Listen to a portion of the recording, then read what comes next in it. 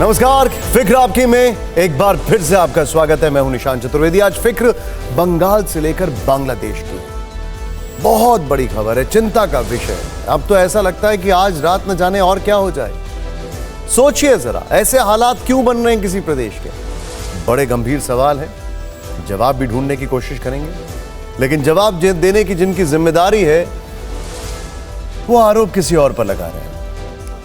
आपने ये शो देख लिया तो समझ लीजिए दुनिया और देश की सारी खबरों से आप रूबरू हो गए। हमारा वादा है आपसे, फिक्र के लेंस से अगर आपने एक बार ये खबरें देख ली तो सब आसानी से समझ में आ जाएगा। शुरुआत आज की खबरों के इंट्रोडक्शन यानी परिचय के साथ करते हैं। आज ममता बनर्जी की राम और वाम वाली पॉलिटिक्स पर सवाल उठाना बहुत जरूरी है। कल आधी रात को कोलकाता के अस्पताल में हिंसा हुई।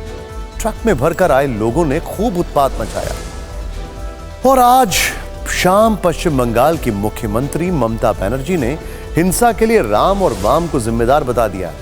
उन्होंने ऐसे वक्त में सियासी आग लगाई है जब उनसे हजारों डॉक्टर न्याय की मांग कर रहे हैं। ममता बनर्जी के इस दांव को सवालों के साथ हम डिकोड करेंगे। इसके बाद कोलकाता के अस्पताल से आए गुंडागर्दी के वीडियोस को हम डिकोड करेंगे।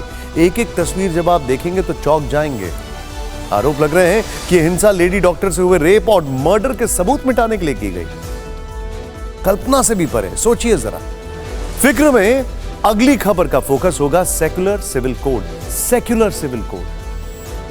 प्रधानमंत्री मोदी ने लाल किले की प्राचीर से सेक्युलर सिविल कोड का जिक्र किया।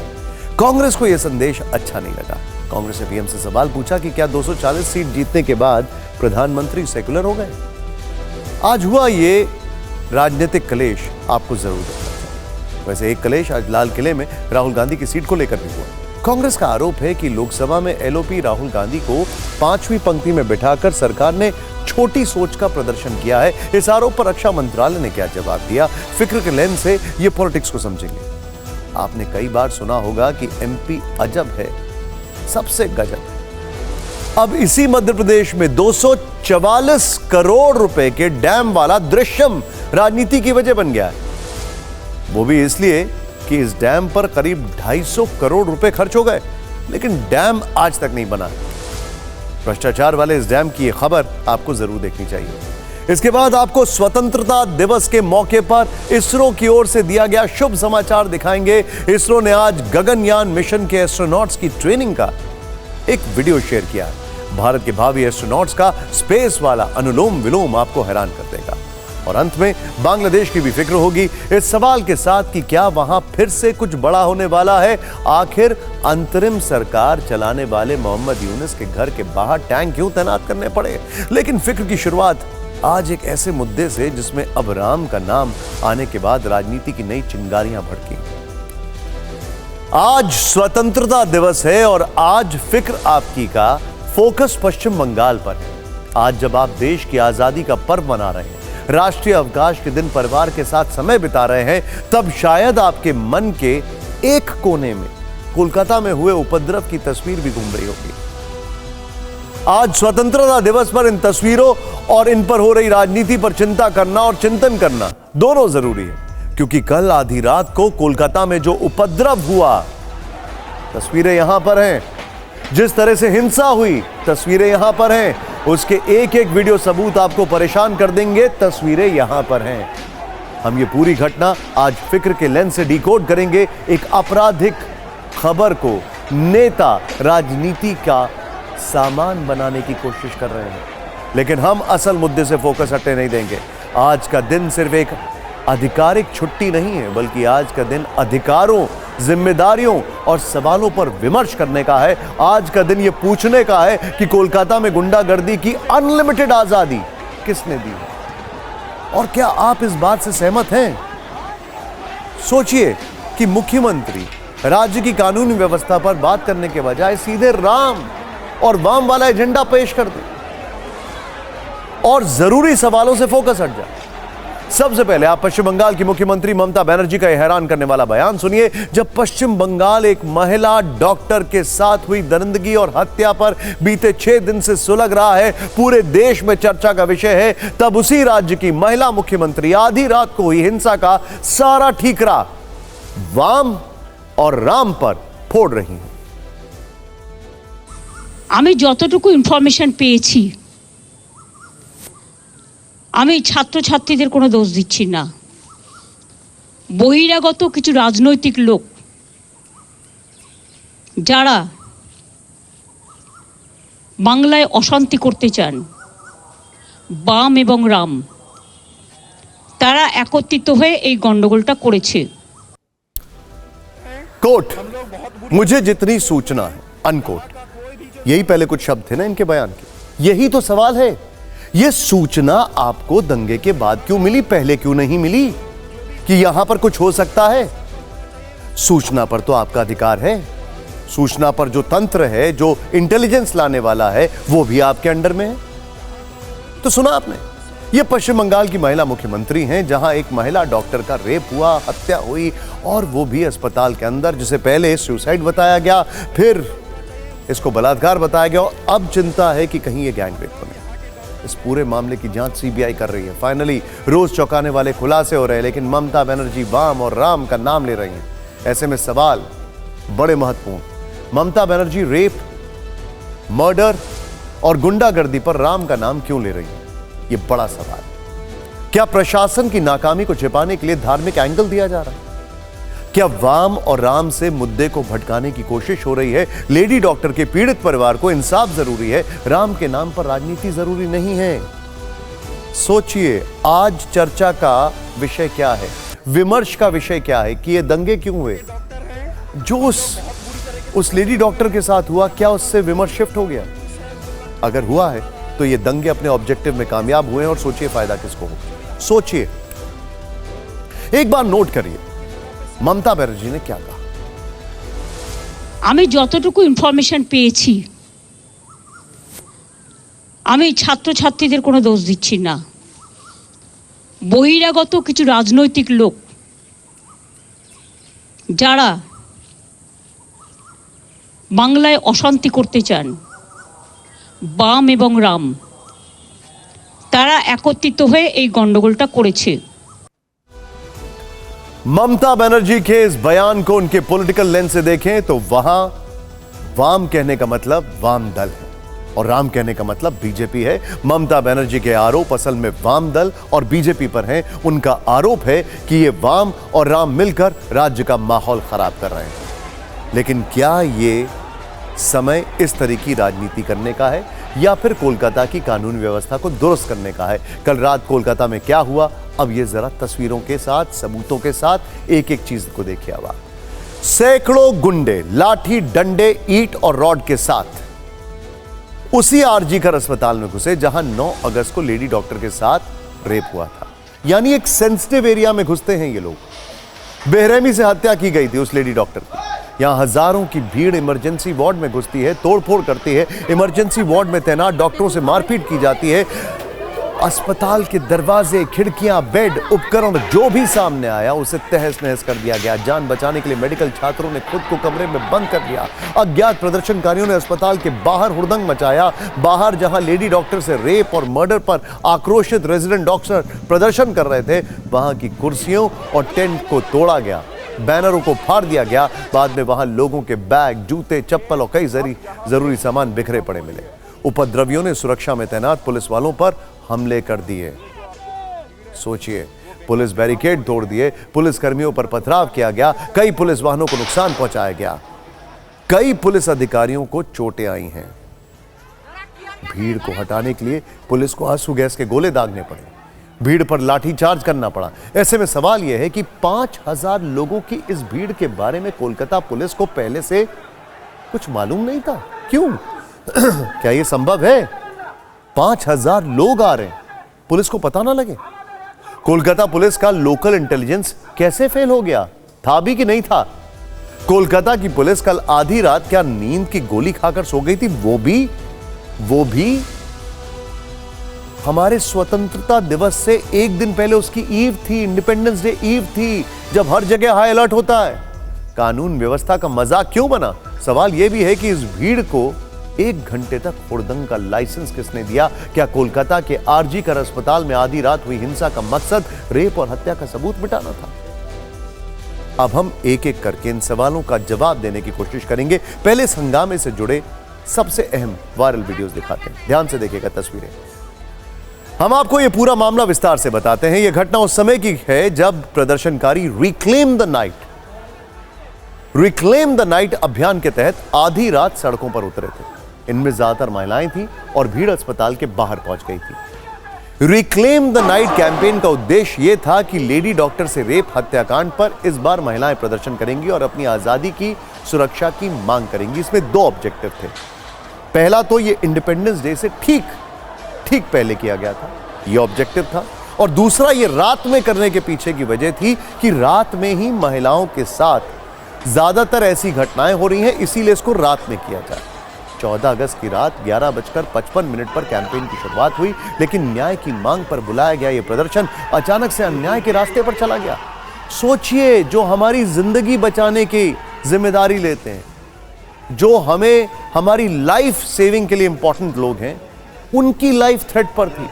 हम डॉक्टर्स की बात कर रहे हैं। इसीलिए ऐसे अभियान के मकसद पर सोचिए सवाल उठ रहे, साजिश की बातें हो रही हैं और इसके सबूत कुछ और वायरल वीडियो से भी मिलते हैं। ऐसे ही एक तस्वीर यह है कि कोलकाता में लॉ एंड ऑर्डर की स्थिति कैसी है, आप इस तस्वीर से समझ सकते हैं। अस्पताल में तोड़फोड़ के बाद ट्रक में भरकर ये गुंडे वापस भेजे जा रहे हैं। अब ये ट्रक कहां से आया, इसने कितने नाकों को क्रॉस किया होगा, क्योंकि इंडिपेंडेंस डे के पहले की रात है, डेफिनेटली वहां पे नाके लगे रहे होंगे, वहां पे कई जगह बैरिकेडिंग होगी। अगर नहीं थी तो क्या यह हाल है बंगाल की राजधानी का? सोचिए, यह बिल्कुल सोची समझी साजिश की तरह लग रहा है, जैसे इन लोगों को ऐसे आदेश मिला है कि जाओ हुड़दंग करो, डराओ उन प्रदर्शनकारियों को और ट्रक में वापस बैठकर लौटो। लेकिन सवाल है कि वो चेहरे कौन है, इस खूंखार भीड़ का असली खलनायक कौन है, जो ट्रकों से अपने लोगों को अस्पताल भेज रहा था। और सवाल पुलिस पर भी है। गुंडों की भीड़ ट्रक में भर भर कर कोलकाता पहुंचाई जाती है और पुलिस का इस पर ध्यान नहीं रहता है। अगली तस्वीर कोलकाता के ही इस अस्पताल की है, मगर दूसरे एंगल से। अब देखिए जरा, इसमें 12 से 15 लोग दिख रहे हैं जो अस्पताल में पीछे के हिस्से से चोर की तरह घुसने की कोशिश कर रहे हैं। क्यों? आपको यह अंदाजा लग जाएगा कि कैसे प्रदर्शन के बहाने हिंसा वाला खेल चल रहा है, कैसे एक महिला डॉक्टर के लिए इंसाफ मांगने के जो आंदोलन को हिंसा का रूप देकर मुद्दे को भटकाया जा रहा है। आरोप लग रहे हैं कि इस भीड़ ने सबूत मिटाने के लिए ही अस्पताल पर आक्रमण किया और यह हमला पूरे देश में वायरल हो गया।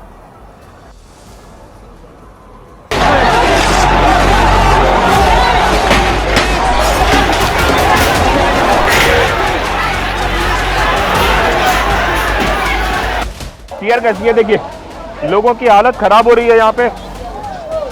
अब लोग जो है वो धीरे धीरे भागने की कोशिश में लगे हैं और निश्चित रूप से जो पूरा मॉब है उसको तितर बितर करने के लिए तोड़फोड़ करके गुंडा बाहिनी ये लोग सोच रहा है ये आंदोलन को ये लोग तोड़ देगा, मगर हम लोग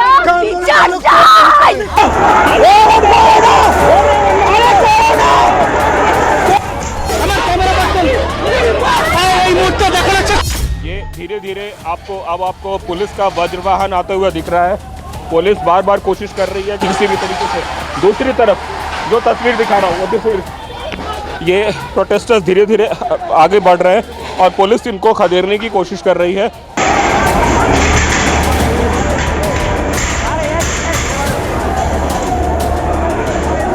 सुबह से सैनिटेशन ड्राइव वगैरह चल रहा है।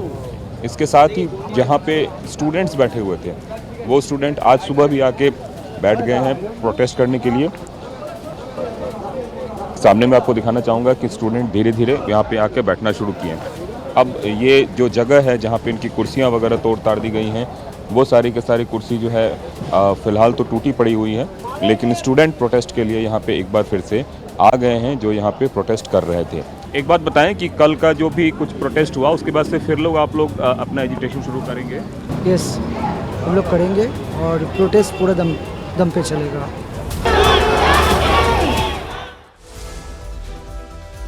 ये बात भी पता चली है कि प्रदर्शनकारियों के वेश में करीब 40 उपद्रवी अस्पताल परिसर में दाखिल हुए थे। वो पहचान में ना आए इसलिए इलाके और आसपास के कई सीसीटीवी कैमरों को पहले ही नष्ट कर दिया गया था। इंटरेस्टिंग बात क्या है ये अस्पताल जो है ये देश का सबसे पुराने अस्पतालों में से है, लेकिन इसकी जो बैकग्राउंड है वो ये है, ये देश का सबसे पुराना प्राइवेट अस्पताल है जो कि बाद में सरकारी बन गया। 1800 में ये अस्पताल बना था, 1960s में ये सरकारी अस्पताल बन गया। वहां पर पहले से ही सीसीटीवी कम काम कर रहे थे, लेकिन जितने आसपास के थे वो भी तोड़ दिए गए। अब स्ट्रैटेजी देखिए जरा, पुलिस ने कुछ सही सलामत सीसीटीवी और वीडियो रिकॉर्डिंग के जरिए इनमें से कई लोगों की पहचान की है, उनकी तस्वीरें जारी की है, उन्हें पकड़ने के लिए टीमें बनाई गई हैं। आप अपनी टीवी स्क्रीन पर इस वक्त उन्हीं उपद्रवियों की तस्वीरें देख रहे हैं। पुलिस का दावा है कि 10 उपद्रवियों को गिरफ्तार किया गया। लीजिए, अब क्या किया जाए इसके लिए? 1000 से ज्यादा ने हमला किया, 40 से ज्यादा अस्पताल में दिखाई दे रहे हैं, 10 की गिरफ्तारी हुई है, 24 घंटे से ज्यादा हो चुके हैं। 3 उपद्रवी हिरासत में लिए गए। कोलकाता पुलिस ने मामला भी दर्ज कर लिया है। लेकिन इस हिंसक घटना के दौरान खबर यह भी आई थी कि अराजक तत्वों ने अस्पताल की 4थी मंजिल पर स्थित सेमिनार हॉल में तोड़फोड़ की है। इसी सेमिनार हॉल में लेडी डॉक्टर के साथ दरिंदगी की गई थी। हालांकि कोलकाता पुलिस ने इस खबर का खंडन किया। पुलिस ने भरोसा दिलाया है कि scene of crime seminar room है और उसे टच तक नहीं किया गया। आपने सारी तस्वीरें देख ली हैं। अब आपको यह भी एहसास हो चुका होगा कि इस हिंसक घटना के कारण कोलकाता पुलिस की वर्दी पर नाकामी के दाग लग चुके हैं। लेकिन कोलकाता पुलिस कमिश्नर ने अपनी नाकामी छिपाने के लिए मीडिया पर ठीकरा फोड़ दिया। यह आरोप क्यों लगाएगा कि दुर्भावनापूर्ण तरीके से चलाए जा रहे मीडिया कैंपेन ने हालात को खराब किया?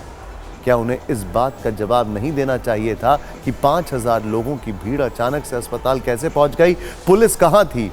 तोड़फोड़, पत्थरबाजी, मारपीट और हंगामे वाले इस प्लान की भनक पुलिस को पहले क्यों नहीं लगी? सुनिए उनका यह बयान और अंदाजा लगाइए कि वो कितने सीरियस हैं। What has happened here is because of the media, the wrong media campaign, which has been malicious media campaign, which is going as far as Calcutta Police is concerned. What has Calcutta Police not done? In this case, they have done everything, and I do it. I am saying it under everything under my command. My men have worked day and night to detect this case, to collect evidences. They have collected the best of evidences. The main accused has been arrested. For security reasons मैं नाम नहीं लेना चाहूंगा, identity भी disclose नहीं करना चाहूंगा, लेकिन यह जरूर मुझे अब फिक्र हो रही है। हमारे शो का नाम है फिक्र आपकी। उस पॉलिटिकल साइंस स्टूडेंट की जिसने सबसे पहले सोशल मीडिया पर यह जो पूरा कैंपेन है, जिसमें बाद में उपद्रव भी हुआ है, इसको लेकर पोस्ट किया था। और मुझे उस पॉलिटिकल स्टूडेंट की सिक्योरिटी को लेकर चिंता है। यह बड़ा गंभीर विषय है।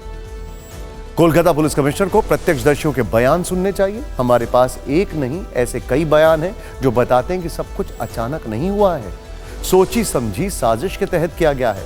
और सभी का एक लाइन से मानना था कि प्रोटेस्ट के नाम पर यह हिंसा सबूत मिटाने की कोशिश।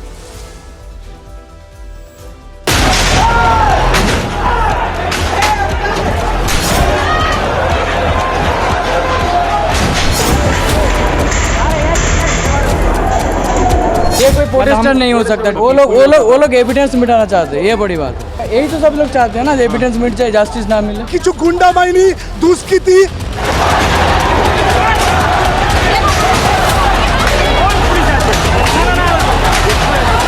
কালকে আমার সাথে এটা হতে পারে, আমার বোনের সাথে হতে পারে। কোথায় সুরক্ষা? কোথায় নেই?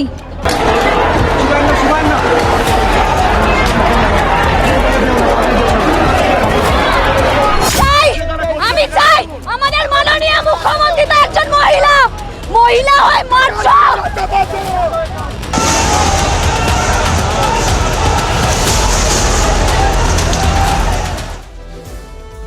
कल आधी रात कोलकाता के आरजीकर अस्पताल में तोड़फोड़ के बाद डॉक्टर एक बार फिर से गुस्से में हैं। रेजिडेंट डॉक्टर्स दोबारा हड़ताल पर चले गए हैं। Federation of resident doctors association यानी फोडा ने आरोप लगाए हैं कि केंद्र और राज्य सरकार सुरक्षा देने में नाकाम साबित हुई। सोचिए, आपको याद होगा केरल का एक इंसिडेंट, कैसे एक एक्सीडेंट विक्टिम ने एक वहां पर लेडी डॉक्टर के ऊपर हमला कर दिया था और सर्जिकल इक्विपमेंट से उसके ऊपर 20 से ज़्यादा वार किए थे, जिसमें उसकी मौत हो गई। याद होगा आपको केरला का वो इंसिडेंट।